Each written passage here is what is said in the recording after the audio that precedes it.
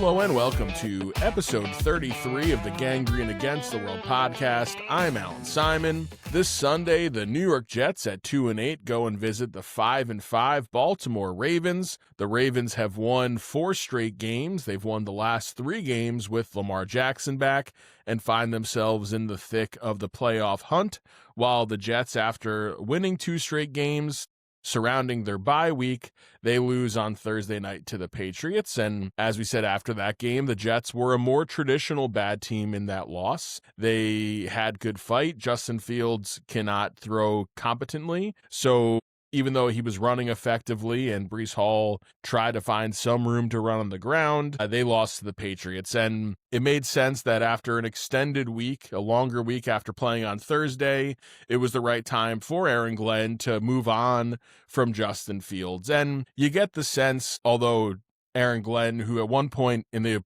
offseason talked about how he'd be transparent about injuries and all these things, and he clearly has not followed through with that, his saying nothing to me could point to that Tyrod Taylor just has not been healthy enough to start, and he finally is this week. And if that's the answer, that's the answer. He should have been forthright about it. Playing this game about Justin Fields doesn't help anyone. You know, he didn't help him succeed at all in his last 2 games that he played against the Browns and against the Patriots. So it is Tyrod Taylor time.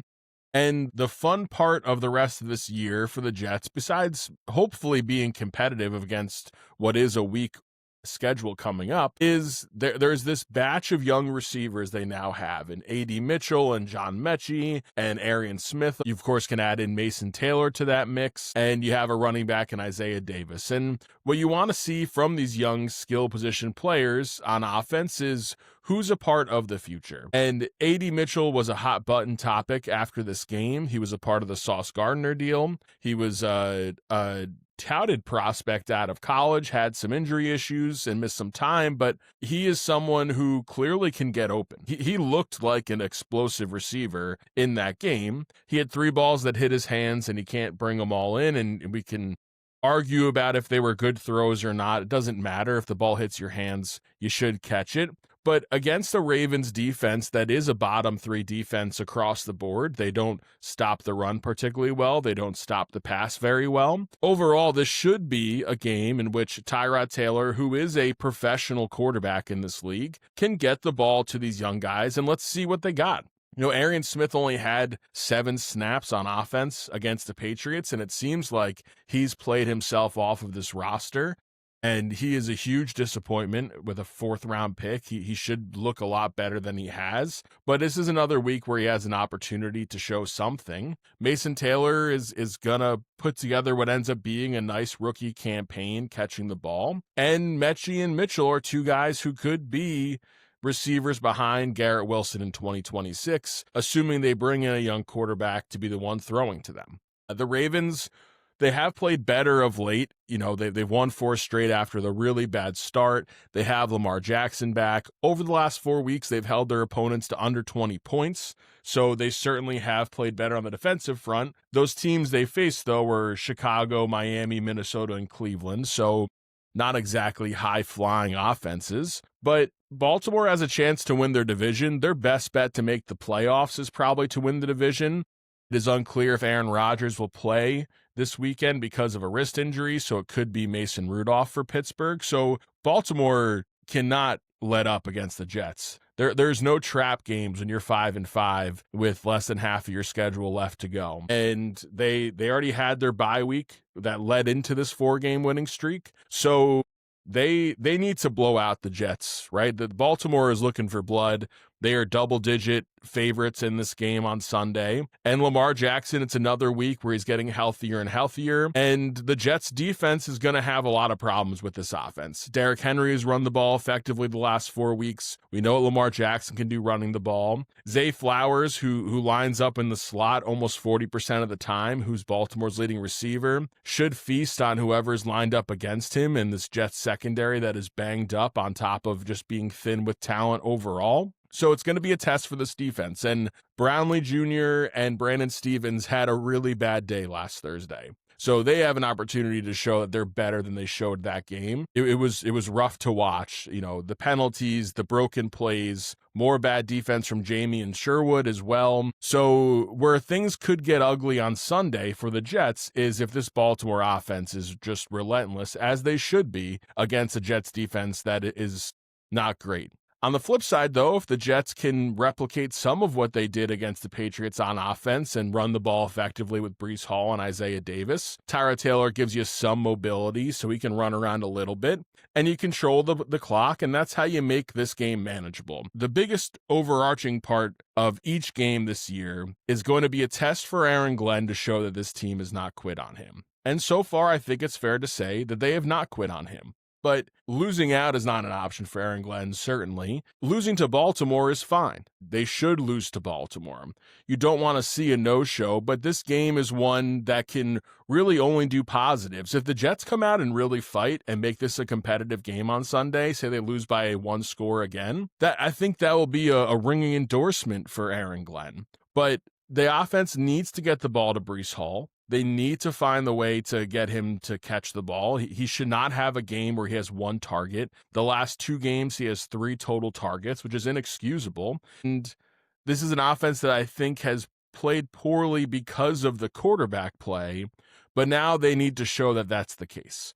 Tyrod Taylor playing, Wilby Fields as the backup, but I think there's a world at some point where we do see Brady Cook, and anyone who thinks that we're about to get a snippet of someone with potential, there's a reason why Brady Cook's not even a conversation right now. He is a raw prospect, had a very nice college career. We're probably going to see him play at the end of the season. I think it makes sense to, as you get to the end of the schedule. But if you think that you're ready to find a secret weapon in Brady Cook, you're going to be greatly disappointed. Sunday against Baltimore is an opportunity. It's an opportunity for a lot of players to play for a paycheck. It's an opportunity for Aaron Glenn to show that he has control over this team still. And Tyrod Taylor is someone who could be a backup on a team next year. I don't think he's going to retire. And overall, it's another week for the Jets just to steady the ship. Right now, in terms of draft scenarios, there's some bad teams playing each other. So, win or lose, the Jets aren't going to end up in the top 3 in the draft order this year. I don't see that happening. I don't see the Jets losing out.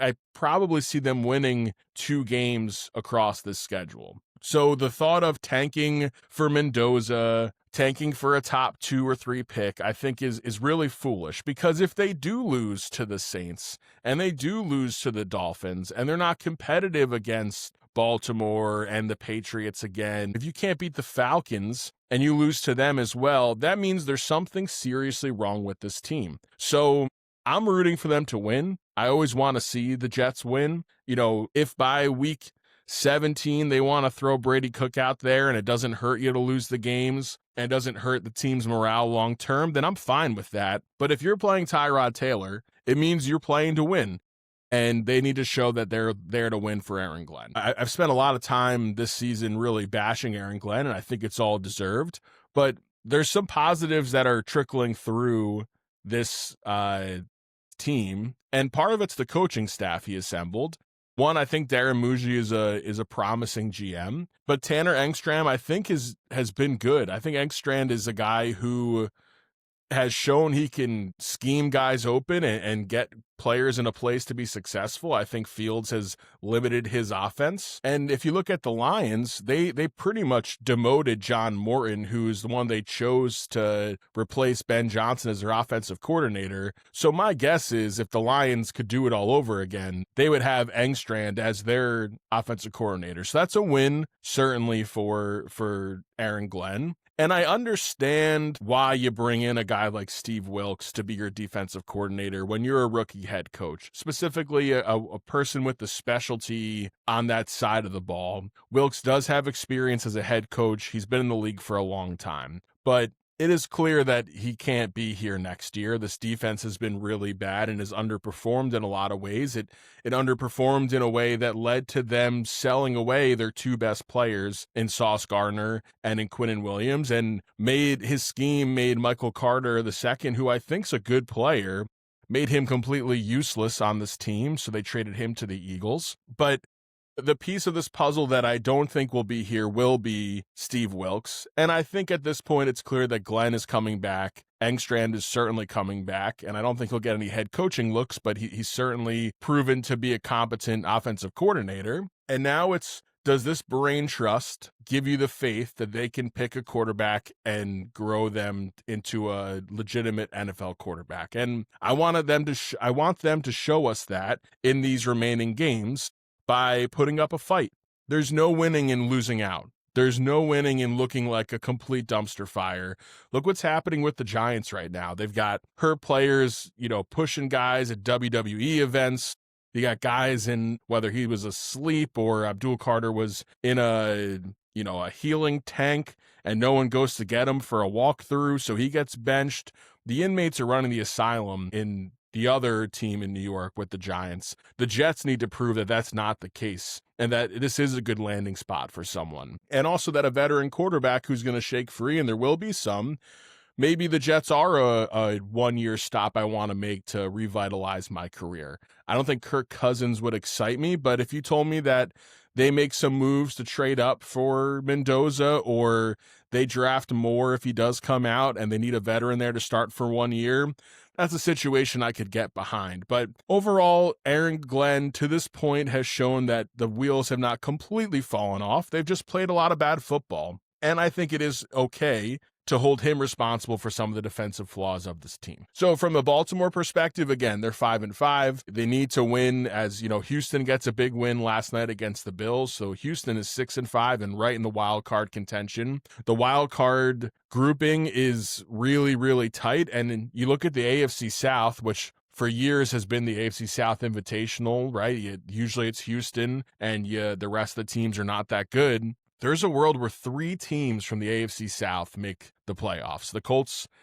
are obviously the favorite to win that division, and the Jaguars are right in it, and so is Houston. Houston has played really well of late, and it means that Baltimore needs to take care of business now. They have to take advantage of what is a really weak schedule as a whole. After the bye week, Baltimore had Chicago, Miami, Minnesota, Cleveland, all wins. And, Minnesota is a mess right now. J.J. McCarthy, who I knew would not be good, has been really a mess. We know Cleveland's terrible, although they only won by a touchdown last week over Cleveland. And Miami is Miami. But they have the Jets, and then the next 3 weeks they have Pittsburgh, Cincy, Pittsburgh. And that's Baltimore's season right there. And Joe Burrow is practicing, which means that there might be some life here from Cincinnati. And Aaron Rodgers might not be playing in the next couple of weeks. So the Jets is the last cupcake on this schedule before they hit a really tough final stretch of Cincy, Pittsburgh, Cincy, New England, Green Bay, Pittsburgh. So if Baltimore loses on Sunday to the Jets, you can almost say their season is over. And that's why I think this game is going to be ugly, and you just want to see the Jets have some fight in them. And if they do lose to the Jets, one interesting wrinkle to all of this is, does this make it easier for Baltimore to move on from John Harbaugh? Because, listen, losing to the Jets is an embarrassment. The Jets' only wins are the Bengals that didn't have Joe Burrow and the Browns, who were the Browns. So if they all of a sudden add a third win in the AFC North and beat the Ravens, maybe Harbaugh's time is done, and that'd be the only position where I think maybe Woody Johnson just empties the tank, opens the checkbook, and says, hey, John, you name the number, you're the Jets' next head coach. But it makes that tricky with a guy like Aaron Glenn, because if you do that, you got to land the guy, or else you might ruin your relationship with Aaron Glenn forever. So there are implications to this game on Sunday.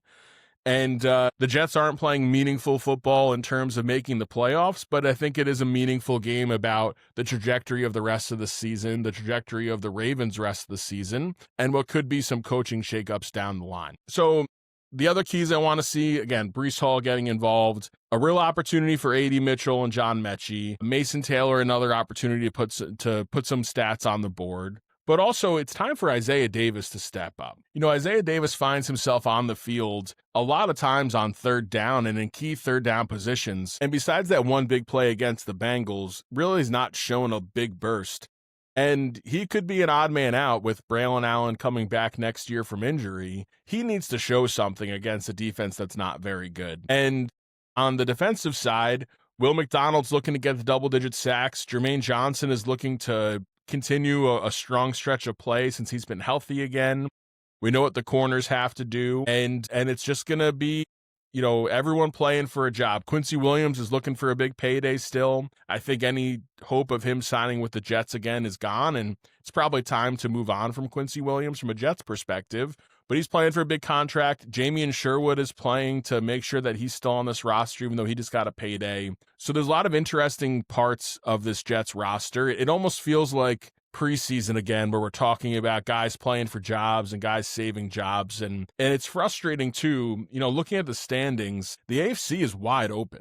It's a shame that the Jets are just so incompetent that they can't even be at a game below 500. If they're a game below 500 or 2 games below 500, you're still saying, hey, if you win this game, you've got a chance. There's Dolphins fans like Don Papa texting me, hey, Miami wins a game, who knows?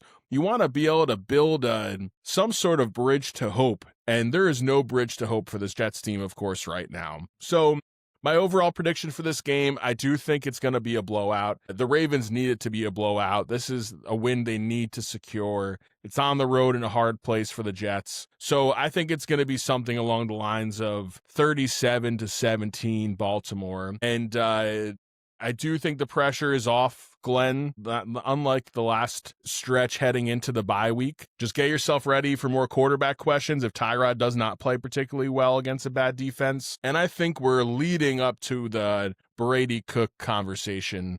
And I've been saying it all year that Brady Cook is not a guy I want to watch play, but it feels inevitable. And with a loss against Baltimore and subpar play by Taylor, there's not an appetite to see any more of Justin Fields. So I think you're going to hear a chorus singing for Brady Cook. So let's see if we get to that point heading into next week. Well, enjoy the football on Sunday. A lot of interesting games besides this one. This has been episode 33 of the Gangrene Against the World podcast. I'm Allan Simon. Thank you for listening.